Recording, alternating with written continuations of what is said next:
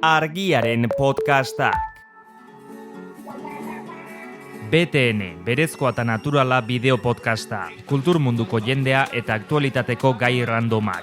Aner Euskitze, Oiana Arana eta Ize Aranak aurkeztuta, BTN, bi astelenean behin argia.eusen eta plataforma guztietan.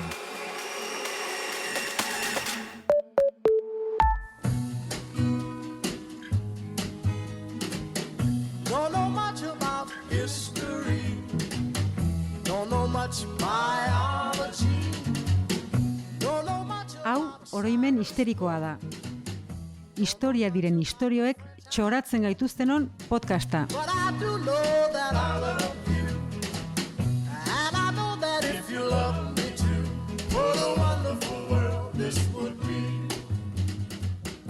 Kaixo atxerik gabeko historia zaleak, oraingoan primizia batekin gatozkizue, udan sartu egin gara. Bai. Oe.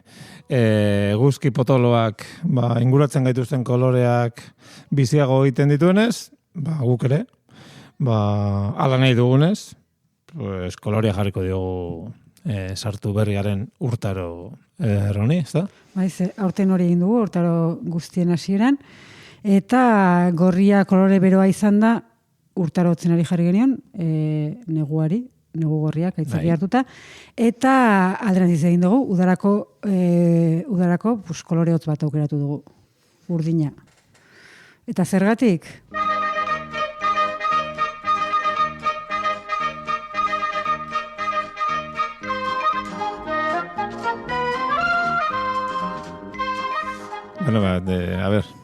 Gure entzule zentenialek, zeta belaunaldikoek eta Ipar Euskal Herriko gure entzulek, kanta hori eta txankete zeintzu ziren segutuko ez dutenez, gian guazen beste lehu batetik aztera, ez? Eta salpenen bat eman nahi duzu.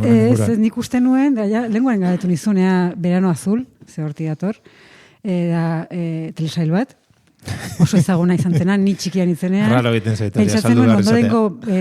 Ondorengo belaunaldiek ere ezagutuko zutela eta erreferente izango zutela, baina badirudi ezetz, Asierrek esan zidan, ez bereziki, e-puntok orantxe bertan esan dit.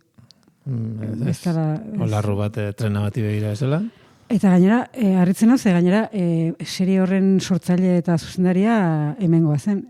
Hemengoa Euskal Herritarra ez, hemengoa. Gauden leku honetakoa. Lasartearra, Antonio Mercero ondia. Bueno, gehiago gintzun horrek, ez? Farmazia de guardia. Hori gehiago. Horrek gehiago markatu ninduen bai. Para dentro, Romerales. Horzan? Horzan, esaldi hori. Ostra. Bai. Bueno, barkatu beza, zentenial hori. Horrek, da guazen gaira. Gaia zein zan? Urdina, kolore urdina.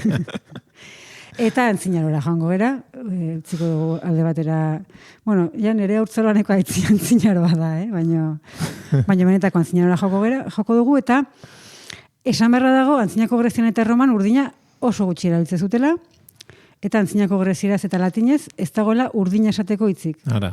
Greziarrek esaterako itsasoa berdea edo marroia zela esate zuten. Depende. Hori da, depende guraldia, eta baina ez zegoen urdina esateko hitz espezifikorik.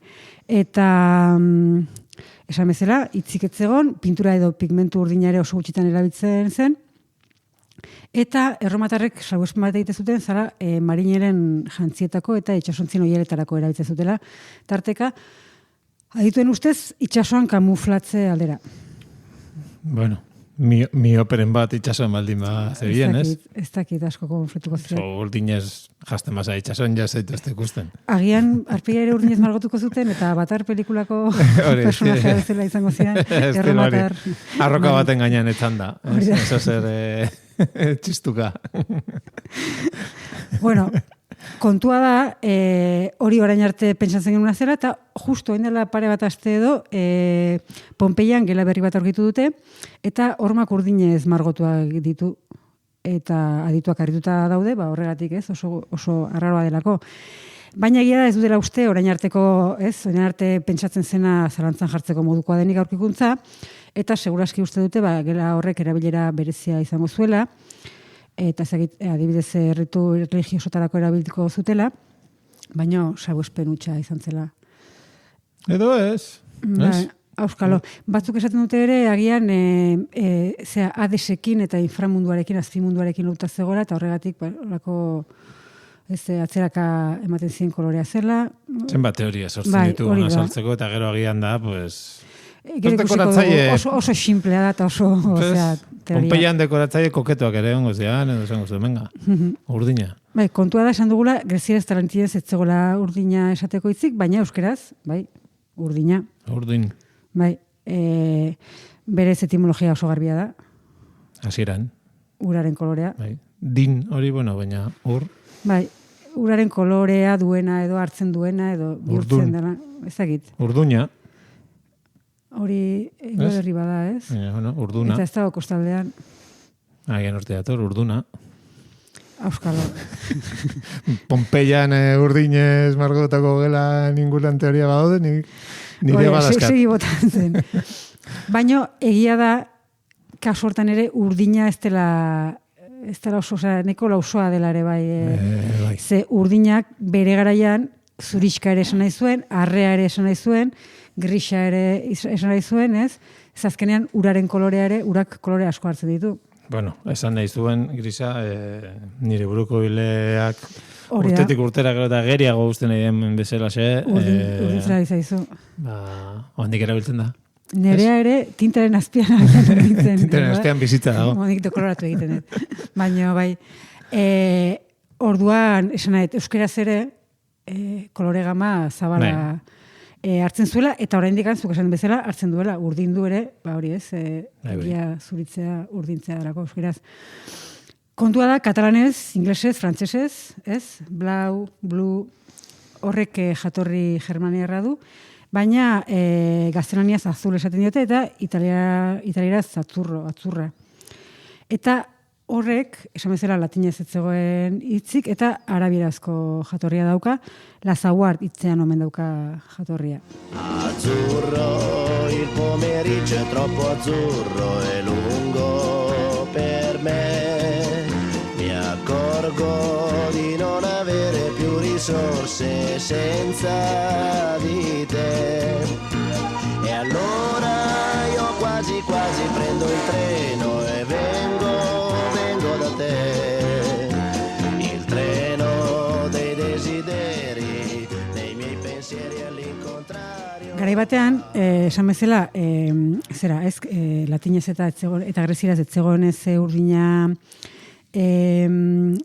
esateko hitzik existitzen, hainbat filologok harrituta pentsatu zuten agian Grezian eta Erroman, azkenean antzinaroan, giza ikusmena etzela kolore urdina bereizteko gai.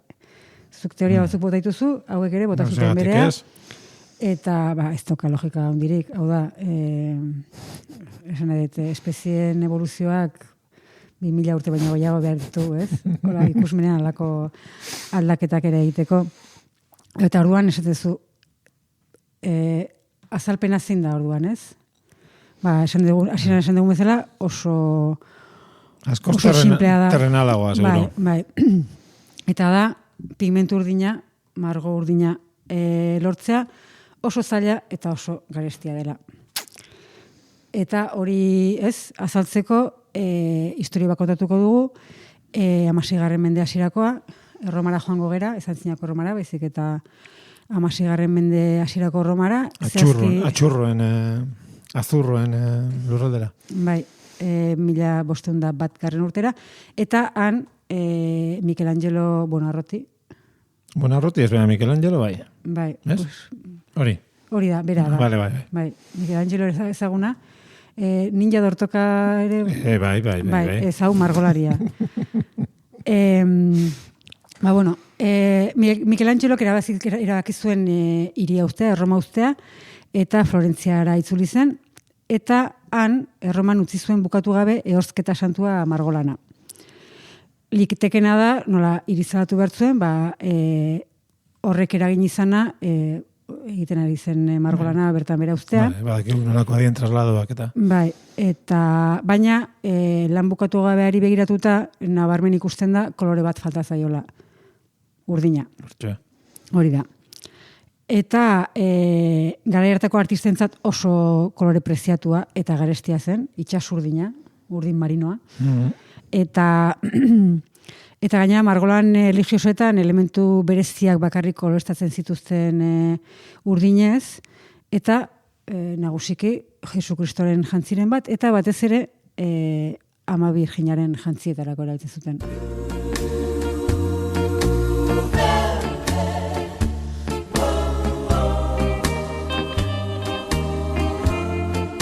She wore blue velvet, bluer than velvet was the night, softer than satin was the light from the stars. Bueno, Ama Birjinaren kolore txuria izaten da, baina egia zen kolore pizkaiak berezitasunen bat jarri nahi zioten, urdin pizkat, ez, beloan, eta lako, ez? Bai. Horregatik, ez, oso garestia eta oso zaila zelako, hipotesi zabadunak dio, margolariak Michelangelok ez zuela itsasurdina ordaintzeko dirurik. Kontuan hartu behar dugu, oraindik oso gaztea zela, Michelangelo. Etzekan pagarik. Bai, hori da. Eta ez zuen urdin merkeagorik erabili nahi, eta hori, azkenean erabaki zuen, hobezela, urdin merkeagoa erabiltzea baino, margolana bukatu gabe uztea. Beste margolari batzuek, adibidez Rafaelek, garai beretsuan. Beste dordoka ninja bat. Bai, hori da, margolari horrek, irtenbide merkeagoa erabiltzen zuen, eta oinarrizko geruza urdinak azurita, mineralez, markotzen zituen, arruntagoa eta merkeagoa da mineran hori, eta gero azken ukituak edo azken geruza gainekoa, horre jartzen zuen itsasurdin garestia, gehiago luzitzeko. Bai, hori da. Baina Michelangelok eta beste batzuk ez zuten alako neurririk hartu nahi, eta adibidez, beste margolari batek, herberetarrak, Jan Vermeer, 17. mendekoa daia margolari hori, beranduagokoa, eta familia osoa zorpetu omen zuen, behin, hori, itsasurdina eskuratzeko, hori. Nori zaila hori gertatu. Hori da, bai. Itsasoaren urdina ikusteagatik familia osoa zorpetu, ez? Bai, zertan aizea konkretuki pentsatzen edo? Porrak eta lako gauzak.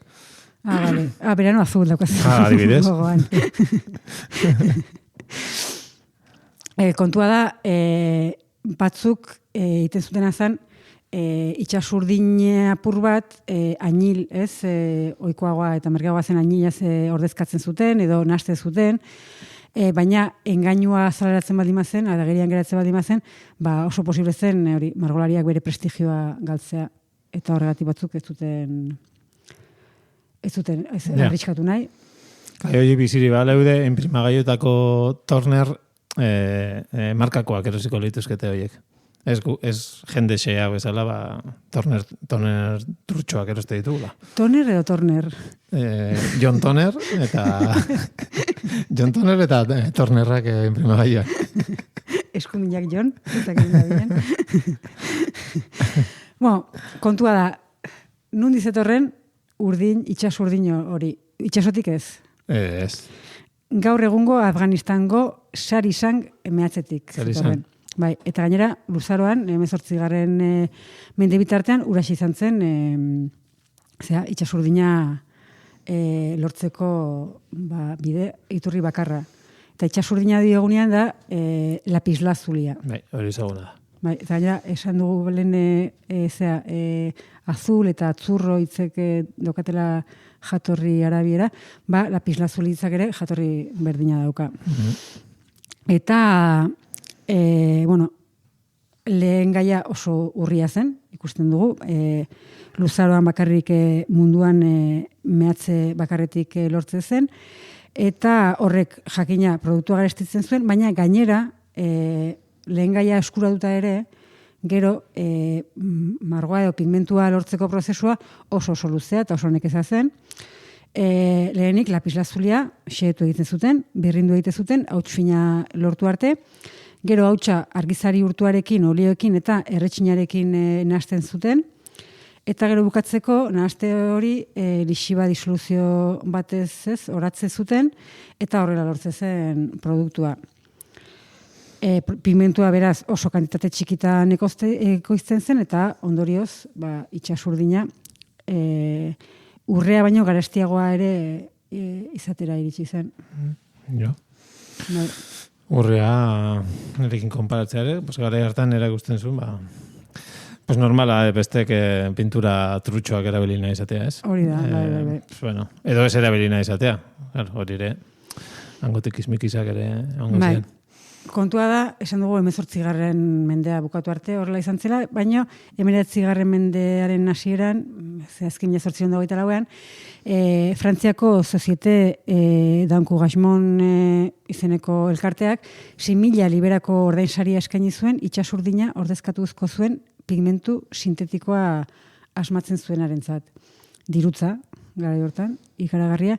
Eta orduan bi hautagai azaldu ziren, Jean-Baptiste Guimet kimikari frantziarra, batetik eta bestetik Christian Gmelin ikerlaria alemaniarra. Eta azkenean frantziarrari eman zioten saria. Frantzian zeuden, ez? Bai. Eta urdin horri Frantziako itsasurdina edo Frantzia urdina esan zitzaion. Gainera. Eta oraindik ere esate zaio. Bai? Bai. Eta betiko edo lehengo itsasurdin tradizionala hor geratu zen. Hor bukatu zen. Bai. 6.000 liberetan. Baina zenbaitentzat etzen sekula berdina izan, agian tonua oso antzekoa zen, baina itsasurdinak mineral lapislazuliak eta itsasurdin natural horrek mineral asko zituenez, kaltzita, pirita, mika, horren eraginez, argiak modu oso berezitan reflektatzen zen pinturan, eta orduan pintzelkadak beti desberdinak ziren, beti bakarrak ziren, eta hori galdu eginda. Eta beti dago norbait gehiago ordaintzeko prest dagona. Hori da. Ja, merkatua ja badaka premium, ez? Hori da, bai.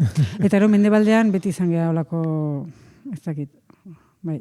Ze beste leku batzutan, adibidez, Ameriketan, urdina lortzeko ez duten olako arazorik eta horrelako maiek esaterako, kolore urdina gaina garrantzitsua zen, sakrifizioekin lotuta zegoen, eta adibidez, biktimak goiti bera urdinez estaltzen zituzten, hil baino lehen, hori ikusi filmetan. Bai, filmetan eta holakotan.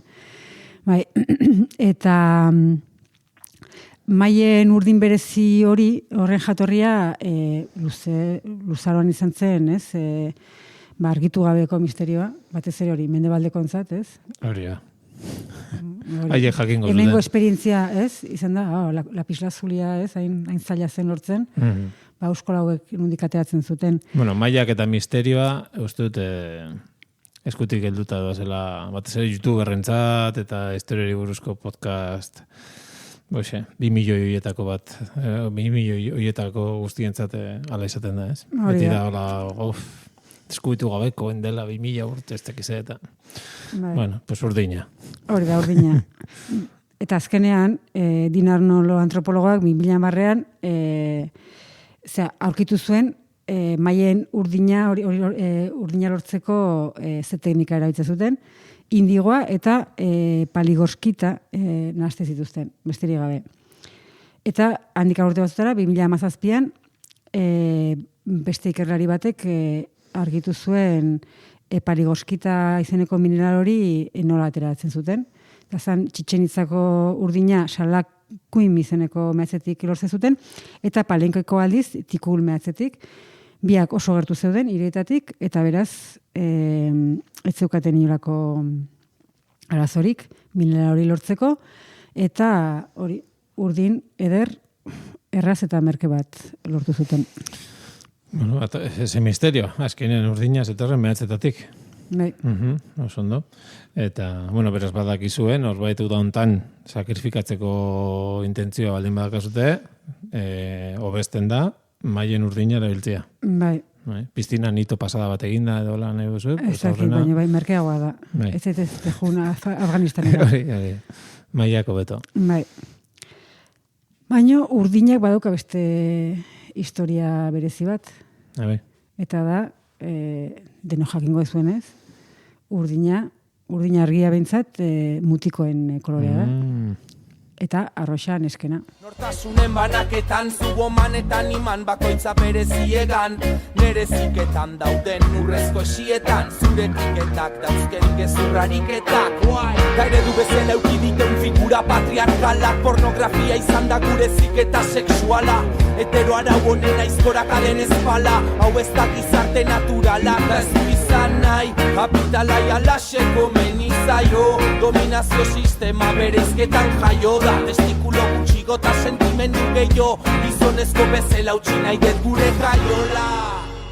Eta nondi dator hori, ez? Galatuko duzu, ze jatorri dauka, mutiko txikiak, aur txikiak, ez? Mutikoa direnean urdinarekin lotzea eta neskak arrosarekin. Agian erromatar marinel maskulinoen kolorea zelako urdina? Edo agian atzerago egin behar da jatorriaren bila? Balik, Hor ere norbaitek teoria bat egin zuen noizbait, eta esan zuen historia aurrean gizonezko ehiztari arrantzalek zeruari eta urari begiratzen ziotela, eta emakume biltzaileek berez fruitu eta lorei. Ostra, kurratu zune. Bai, eta orain badakigu bereizketa hori okerra dela, hau da, bi generoak aritzen zirela bi jardueretan, emakumeak ehiztariak ere bazirela, eta gizonak biltzaileak ere bai. Beraz, hori ez da bereizketa horren jatorria, eta zergatik kolore bereizketa hori askoze berriago delako, eta askoze arrazoi simpleagoa delako, lapislazuriarekin gertatzen bezala. Eta da, dirua, bai, marketing hutsa da. Eta 20. mendea hasieran sortutako bereizketa da. Eta garai hortan, eta luzaroan, lehenago, haur txikien arropa txuria izan hori zen. Azkenean, garbitzen errexena dalako. Bai, hobeto zikintzeko ere. Hori da. Eta azkenean gaina haur txikien arropak edo objektuak ere bai, ez? Oso tarte laburrean erabiltzen diren Umeek joera dakaten handitzena. Bai, hori da, eta jaztie bario. Eta orduan, joera bai egon da beti haur txikien erropak eta objektuak batetik bestera, ez, pasatzeko seniden artean, edo, bai, ez, ingurukoen artean, eta orduan, klaro, horren merkatoren legearen aurkadoa. Klaro. Hori, bai. Orduan, soilik, erabakitzen badezu, ja, bi koloretan, generoan arabera bereiztea, ja, bikoiztu itidezu, salmentak. Bai. Eta, orduan, erabakizuten, hori. Nork erabakiko ez duen, Bilera horretan, egongo nintzen ni gustora. Ez dakit, bilera bat izan zen, eta ez dakit zinek erabakizuen, kontua da, saltoki handiek, ez, erabaki edo, txikiak bultzatu zutela erabaki hori, baina, bazekiten, bi kolore aukeratu bertzituztela, baina ze kolore aukeratu, ez? Bai. Jakina da, ikertuta dagoelako, aurrek nahiago dituztela kolore biziagoak, baina, lehen txuria aukeratzen zuten bezala, orain kolorea palagoa nahi zituzten, azkenean, asko zikintzen, eta beraz, asko garbitzen diren erropak eta gauzak direlako, ez? Eta orduan, irutuztzaien arroxa eta urdinargia horretarako egokiak zirela, baina zein eman. Aldera ona? Hasieran mutilentzat arrosa hobesten zen. Beitu. Bai, porque gorria, ez, azkenean arrosa gorria argia dela esan diteke, eta gorria kemenaren, eta ez, eta odolaren, eta kolorea zen, hau da, oso maskulinoa, eta urdina, esan dugu gaina, ez, lortzen zailagoa, delikatuagoa, bereziagoa, eta orduan hori neskentzat. Baina, azkenean, irizpideak ez zeuden garbi, eta saltokietan eta denetik ikusten hasi zen. 1927an, Time aldizkariak taula bat argitaratu zuen, eta agirian geratu zen zena asmendu zegoen zentzu hortan, eta Estatu Batuetako saltoki handi nagusien 160 arrosa mutilentzat zeukan urte hartan. Eta urdina berriz neskentzat. Baina, 140ko gutxiongo horren barruan zegoen New Yorkeko Macy's, saltoki ezaguna, handikan ere. Badauna? Bai, eta hurrengo urtetan Macy's izugarri azieta edatuko zen, eta azkenean, pixkanaka, beraiek egindako aukera gailendu zen. Eta orduan, saldu zituzten erropa asko, arroxak eta urdinak, eta saldu ziguten ere, berez, naturalki, biologikoki, mutikoek nahiago dutela urdina, eta neskatoek arrosa maite dutela.